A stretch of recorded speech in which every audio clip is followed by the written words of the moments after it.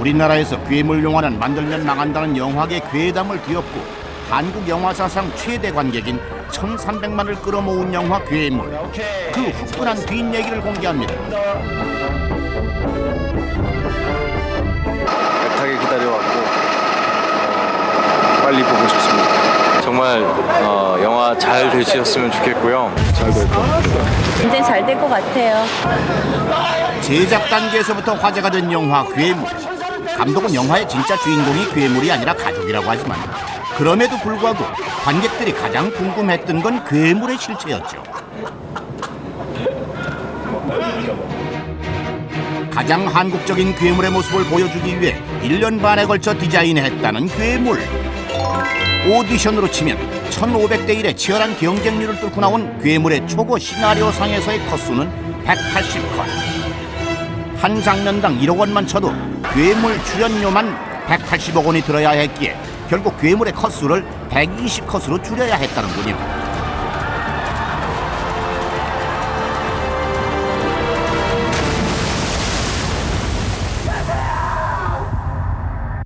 우리가 쓸 수 있는 예산 범위 내에서 어떻게 가장 높은 퀄리티의 시각적으로 괴물 컴퓨터 그래픽을 해낼 수 있을 것인가. 비록 헬보이와 투모로우의 컴퓨터 그래픽을 담당한 미국 회사가 만들긴 했지만 한국 영화에서 컴퓨터 그래픽의 새로운 역사를 썼습니다.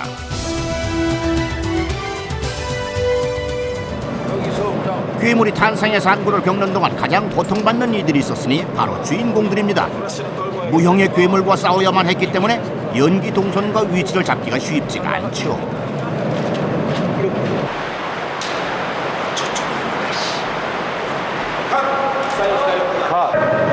회사 타이밍이 그림은 나쁘지 않은데.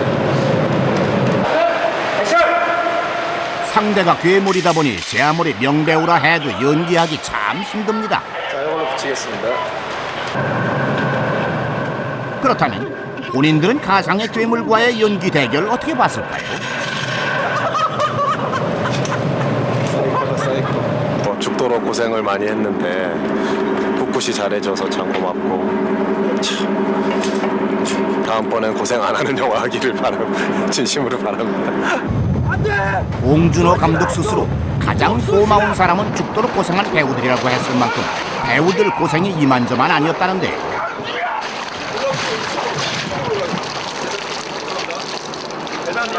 선생님은 그냥 총을 쏘실 필요는 없고요.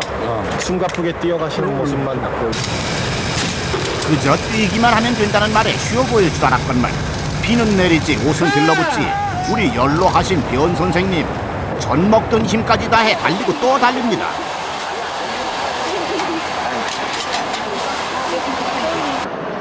드디어 소문만 무성하던 괴물이 처음으로 실체를 드러낸 곳은 프랑스의 칸느. 플란다스의 개와 살인의 추억으로 해외에서 이미 평론가들의 극찬을 받았던 감독답게 괴물은 해외 관객들의 관심을 한몸에 받았는데 이렇게 늦은 시간에 영화를 보는 분들이 진정한 영화광이 아닌가 그렇게 생각합니다. 칸느에서의 열광적인 반응은 오는 11월 22일 프랑스에서 250개 스크린 동시 상영이라는 한국 영화 사상 최대 규모의 결과를 낳았습니다. It's the best giant monster movie ever, but it's more than just a giant monster movie. It's a very touching drama. Oh, well, I thought it was a great blend of horror and humor, and the monster was fantastic. I thought it was a really original monster.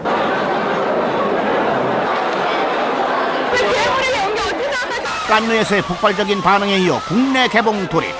시사회를 통해 입소문이 나기 시작하면서 괴물은 일찌감치 흥행 돌풍을 예고합니다.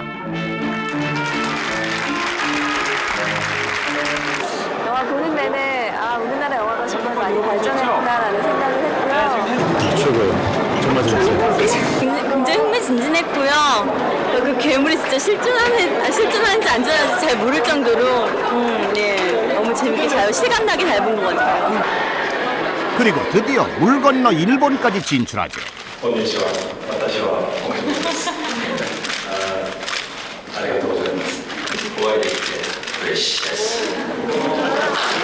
나름대로 준비된 멘트를 날리는데 이번엔 우리의 변 선생님 포부도 당당하게 아예 읽어버립니다. でございます。皆様お会いしまして本当に嬉しいです。どうもありがとうございます。 자, 마지막으로 박해일의 무대 인사. 이렇게 괴물의 등장인물들은 각자의 개성대로 한류 스타로 자리 잡습니다. 저도 그렇지만 배우분들 하루에 10몇 개씩 인터뷰하느라고 너무 힘들었을 것 같아요. 미국과 유럽 개봉을 앞두고 있는 괴물. 과연 전 세계를 휘어삼킬 수 있을지 제2라운드가 시작됐습니다. 안녕하세요, 봉준호입니다. 거장은 아닙니다만 영화를 만들고 있습니다. 이 뜨거운 흥행의 중심에 우뚝 선 분은 단연 충무로의 천재 감독 봉준호. 그런데 다시 찍고 싶은 장면들이 특히 많이 있습니다. 아니 300만을 향해 순항 중인 대박 영화를 다시 찍고 싶다고요? 얼마나 묻는 분들 많으시죠. 다소 폭력적으로 설명 내지는 폭력적으로 요약을 하자면 그런 결말인데. 봉준호 감독이 밝히는 마더의 충격적인 결말은? 안 힘들어하시네요. 알겠습니다. 오래 하다 보니까 얼굴에 개기름이 졌구나. 세계적인 거장 봉준호를 당황시킨 전현무의 마구 인터뷰 지금 만나봅니다. 반응이 참 좋죠. 그럼 피부로 느끼시죠? 예, 피부는 아니고 뭐 인터넷으로 느끼고 있고요. 예. 우리 아들이 안 그랬거든요. 이번 영화에서도 봉태일이라는 닉네임에 걸맞은 세심한 연기 지도가 뒤따랐을 텐데요. 압력 한번 빼듯이 김 빼듯이 한번 감독이 한번 해야죠. 아니 근데 이제 봉태일이라는 얘기가 붙는 이유가 이제 연기 지도를 굉장히 일단은 지도를 섬세하게 하시는 편이고 제가 아주 적극적으로 개입해서 세밀하게 얘기할 때도 있고요. 또는 뭐 최대한 자연스럽게 편하게 하게끔 완전히 멀리 빠질 때도 있고요. 두 가지가 다 있어요. 그런 것들이 막 섞여 있어요. 뭐 기억나시는 거 있어요? 뭐 정말 아니 그게 그렇게 중요한가 싶을 정도인데 그걸 이렇게 교정을 해주셨다거나. 비 올 때 우비 입고 그 제문 형사 차에 갑자기 올라타는 장면이 있어요. 제문아 너는 알잖니? 근데 너는 알자네. 특별한 이유는 없었어요. 그게 왠지 약간 웃길 것 같아서 그런 심각한 상황에서 약간 균열이 나는 것 같기도 하고. 섬세하시구만. 늘 이렇진 않다요. 야 너무 겸손하신 거 아니에요? 이제는 거장이라 불리는 그의 어린 시절은 과연 어땠을까요? 시절은 어떤 학생이었는지 참 궁금해요. 모범생의 탈을 쓴 변태 학생. 변태요? 예. 왜 변태라고 표현하셨어요? 이상한 행동을 많이 했습니다. 정말요? 남한테 피해를 주거나 무슨 뭐 그것 때문에 제가 학교를 쫓겨나거나 이럴 일은 아니었고요. 학급 간부를 하거나 앞에 나서거나 이런 타입은 전혀 아니었고요. 그냥 조용히 그냥 교실 창가 자리에 앉아 있는 학생. 창가 자리를 좋아했어요, 제가. 그 영화 감독 언제부터 꿈꾸신 거예요? 중학교 3학년 때부터. 초등학교 때부터 영화는 되게 좋아했었고요. TV에서 하는 영화들을 되게 병적으로 많이 챙겨서 봤었고 무슨 계기가 있었는지 모르겠는데 이제 중학교 때부터는 만드는 사람들 저걸 누가 촬영했고 누가 연출했고 이런 데 자연스럽게 관심이 옮겨가면서 영화 감독이 되려면 어떻게 해야 되나 이런 것도 뭐 궁금해서 알아보기 시작했고 중3 때부터 그랬던 것 같아요. 공포나 서스펜스 같은 거를 어두운 얘기들을 좋아했었어요. 어릴 때부터. 그래서 많이 어두우시네요.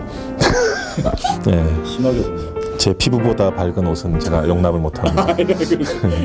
왠지 그냥 흰소색 국방색 잠바 입고 꿀꺽하니 앉아있다가 비 맞다가 뭐 찝찝하게 누구 죽고 막 이럴 것 같은 그 어떤 묘한 음산한 분위기가 있어요. 이렇게 말년을 보낼 수는 없어요.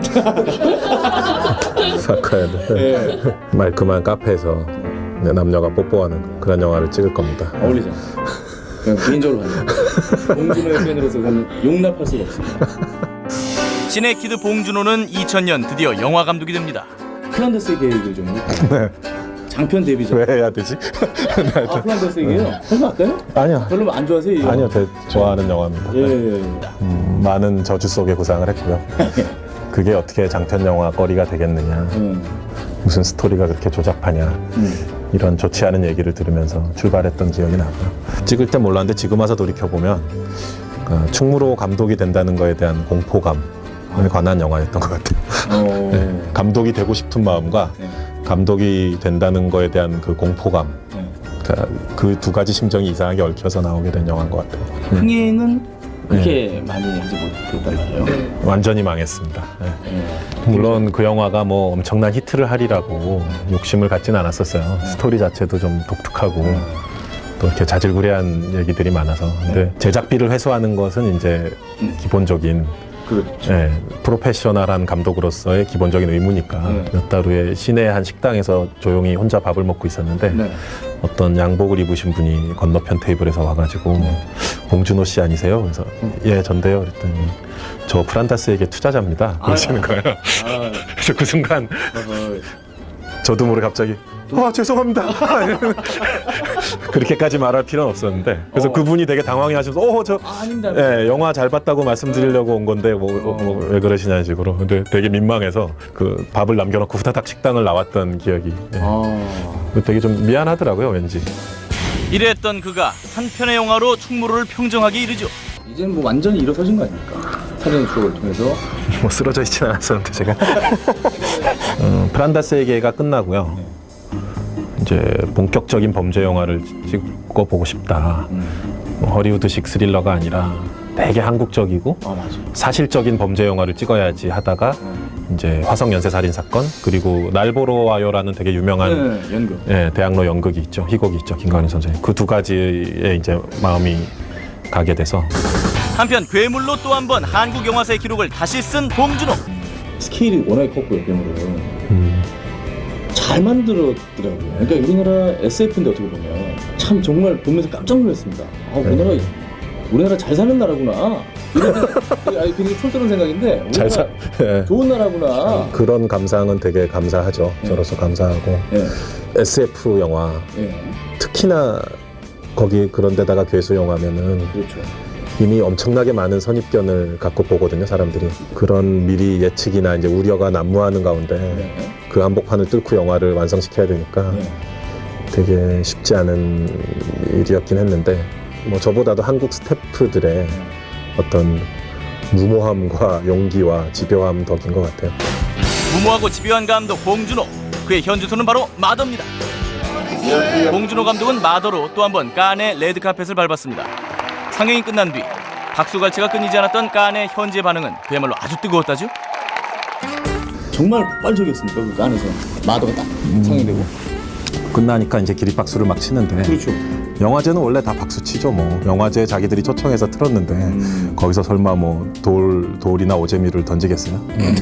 근데 뭐 부담스럽다, 좀 심란하다. 좀 주제가 무겁지 않느냐. 안 좋아하는 분들도 있으니까 또 왜 안 좋아할까를 보다 보면 또 그것도 저한테 도움이 되고요. 좋아하는 분들은 뭐 마냥 고맙고요. 사실 전 세계 팬들하고 우리나라 팬들하고 동시에 만족시키기가 쉽지가 않은 일인데 이 정도 반응이 올 거라고 상상하셨어요? 상상 예상 이런 건 못하죠. 그냥 막연히 그래도 마냥 불안하고요. 또 근데 뭐 어쨌든 또 상을 못 받았으니까 뭐 경쟁 부분이 아니긴 했지만 그래서 또 상을 받으려면 어떻게 해야 되는 것인가 이런 고민을 해보기도 했지만 보통 그렇게 얘기하시잖아요. 참여만으로도 나는 뭐 영광입니다. 그게 거짓말은 아니고요. 비행기를 타고 갈 땐 그래요. 근데 이제 상영을 하고 나서 호평과 좋은 별점이 막 쏟아지면 그렇죠. 이렇게 된다면 혹시 뭐 그런 누구나 그런 마음이 들지 않겠습니까? 그렇죠. 사실 마더 지금도 뭐 상영 중입니다만 결말 묻는 분들 많으시죠. 다소 폭력적으로 설명 내지는 폭력적으로 요약을 하자면 저는 이 영화 보여지는 것이 전부라고 생각합니다. 이 영화의 스토리는 내가 별다른 숨겨놓은 것은 없습니다. 단지 우리가 풍부한 느낌으로 여러 가지로 곱씹어 볼 수 있는 거지 사실 숨겨진 비밀의 어떤 또 하나의 스토리가 곁가지를 치고 있고 뭐 이런 영화는 절대 아닌데. 그래서 사실 제가 바라는 건 보여지지 않는 스토리나 숨겨진 뭐 수수께끼가 있는 그거를 고민하시는 게 아니라 차라리 영화의 스토리 자체를 받아들이면서 나 같으면 저런 상황에서 어떻게 될까, 저 엄마의 심정은 어떨까, 이런 쪽의 느낌을 더 곱씹어 보면 좋을 텐데 뭐 여러 가지 상상도 해보시고 또 스스로 이렇게 스토리도 만들어 보고 뭐 물론 재밌는 일이긴 하죠. 그렇다면 충무로의 괴물 감독 봉준호가 보여줄 한국 영화의 미래는? 봉준호 감독은 다음 작품으로 설국열차라는 영화를 준비 중이라고 하는데요. 살짝 좀 소개 좀 해주시죠. 어떤 영화예요? 설국열차요? 국내에서도 출간되어 있는 프랑스 SF 만화의 제목이고요. 설국열차. 그걸 원작으로 하고 있고요. 지구의 제2의 빙하기가 와서 온 지구가 얼어붙어 있는 그 위로 이제 살아남아 있는 생존자들이 노아의 방주처럼 기차 한 대에 다 타고 있어요. 근데 그 기차는 궤도를 계속 달리고 있고요. 이런 독특한 상황에서 벌어지는 SF 영화입니다. 재밌겠다. 그러니까 재밌겠네요. 내 말이. 혹시 캐스팅은 아직 결정된 것은 없습니다. 머릿속에는 떠오르고 계시죠? 기차와 잘 어울리는 사람? 기차 잘 어울리는 사람. 배우로 어떻게 해서? 괜찮겠어요. 많이 당황하시나요? 미남 이주 노동자 역할 같은 거 하시면 되게 잘하실 것 같아요. 미남 이주 노동자? 네. 저 환영합니다. 예. 리얼할 것 같습니다. 관객은 많이 안 들리겠네요. 그냥 하시면 안 하고. 너무 지금 편집대리라 생각하고 막 얘기하고 있네. 내가 보고 싶은 영화를 찍는다는 단순 명쾌한 철학을 가진 대한민국 대표 감독 봉준호. 한국 영화사에 길이 남을 그의 의미 있는 행보가 무척 기대됩니다. 마지막으로요. 봉준호의 라이벌은? 박지성. 박지성이요? 네. 왜요? 자기 일을 되게 잘하니까 잡생각이 없는 것 같고요. 네. 그분이 인터뷰할 때의 그 느낌이 저는 참 좋아요. 오늘 시합은 이런 면이 좋았던 것 같고 맞아. 그렇게 하죠. 제가 골을 넣긴 했지만 다른 동료 선수들이 도와준 거기 때문에 절대 떡락합니다. 안녕히 계십시오 하고 딱 가거든요. 그러니까 하고 나는 빨리 가서 볼을 한 번이라도 더 차련다. 나는 막 그런 느낌이 느껴져서. 지금 은근히 또 박지성 선수도 현대모사도 해주셨어요. 좋아하시면 잘 쓰도록 하겠습니다. 영화에 대한 뜨거운 열정과 집념으로 가득 찬 거장 감독 봉준호와 함께한 전현무의 마구 인터뷰였습니다.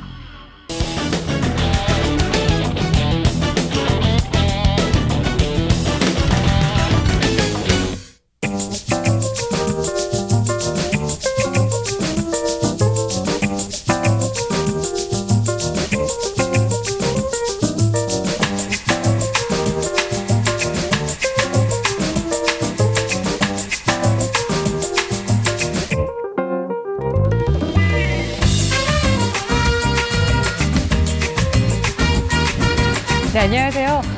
먼저 이 부산국제영화제 PPP 수상하신 것을 축하드립니다. 감사합니다. 네. 그 영화 찍기 전에 상 받아보긴 처음이라. 그쵸. 근데 워낙 프로젝트 알리는 행사니까 이런 일이 생기게 되네요. 이번 괴물이란 영화로 또 새롭게 저에게 기대를 주셨는데 아직은 시나리오 작업만 하신 거죠? 그 시나리오 작업이 이제 거의 끝나가려고 하고요. 네. 사실 그 괴생물체라는 존재만 빼면은 다른 모든 세팅들이 다 현실적이에요.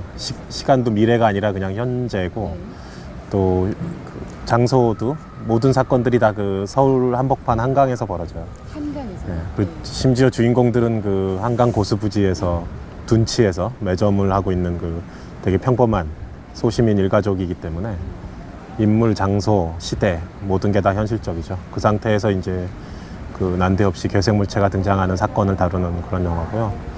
우리가 TV 뉴스에서도 백두산 천지에 괴생물체가 나타났다. 무슨 일본 기자가 찍은 화면이다 이런 거 보고 그러잖아요. 그런 걸 보면 현실과 상상의 경계가 없다라는 느낌 받을 때가 있거든요. 그런 뉴스를. 버젓이 그런 뉴스가 9시 뉴스에 나오는 걸 보면. 제 영화도 그런 비슷한 느낌인 것 같아요. 근데 저는 살인의 추억에도 여전히 그런 느낌이 있다고 보거든요.